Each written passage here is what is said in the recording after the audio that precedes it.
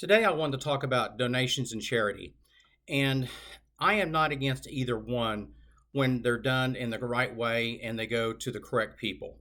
And one of the things I'm going to bring up as an example first is you can look it up on Google about Mandy Moore, who is a singer and became an actress. And I have nothing against her. I have nothing against her for this. But she put up a GoFundMe page for her, I think her brother in law's house that was burnt to the ground, and she got a lot of backlash over that because the reason is that Mandy's worth $14 million. Now, I'm not saying that's a lot if you live in California or what your lifestyle is, but in some other states it would be, $14 million, and you could live on $100,000 a year or live off the interest. So she took down that GoFundMe because she got so much backlash, and I think she actually f bombed them and telling them what she thought about the people who were criticizing her for it.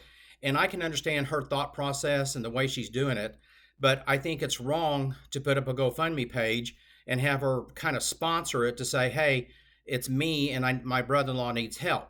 So I'm going to say this about charity and donations: is I think they're wonderful. I think nonprofits need us, but of course you've got to take care of yourself first.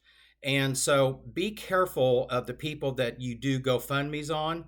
Now, I personally have done a GoFundMe for Lahaina in Maui, and I actually visited there last year in May and saw the destruction, the devastation, and talked to the people there, and it was just horrendous. I mean, as you well know, they don't have any insurance and they won't be able to rebuild. They have nowhere to go.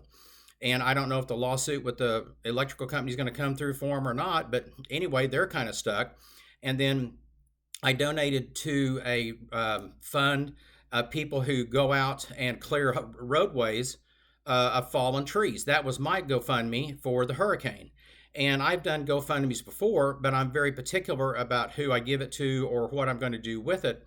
And so, one of the things I think that you need to be careful of is your own generosity and your feelings, and realize. And I think they've raised 235 million so far for the fires in California, which is half as much as they raised in all of 2024. So you can see how the media can play up the houses that are burnt down, and yes, it was devastating.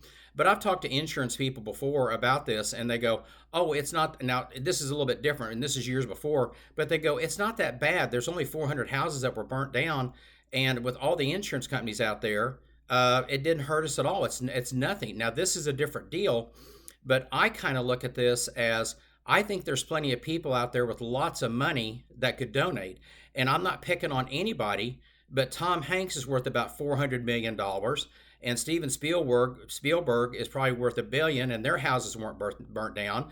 So I figured they could contribute 10% of their total worth to help rebuild since their houses weren't burnt down.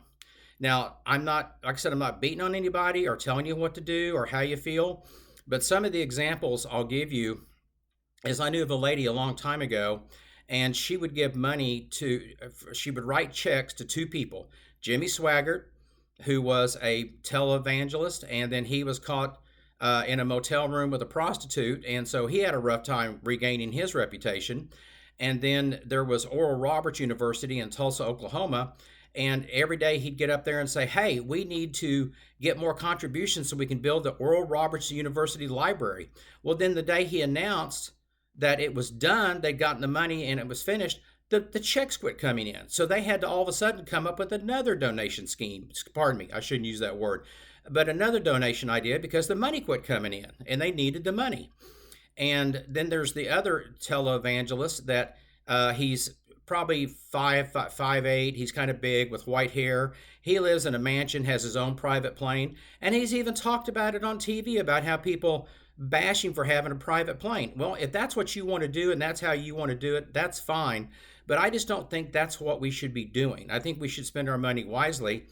And I'm not plugging for them, but I do a GoFundMe once a year. That's not an emergency relief, and it's to Tennessee, and it's for the wild elephants the rescue elephants they get, and that's my GoFundMe. So that's all I wanted to say today about charity donations. Be wise with it, and don't do like the old lady who wrote two checks and lived on the rest. Be there. We can all give $1 and go from there. Bye. And like I said, as always, subscribe, ring the bell, comment, and pass this on to people to help them save their money, become a millionaire. Also, bye bye.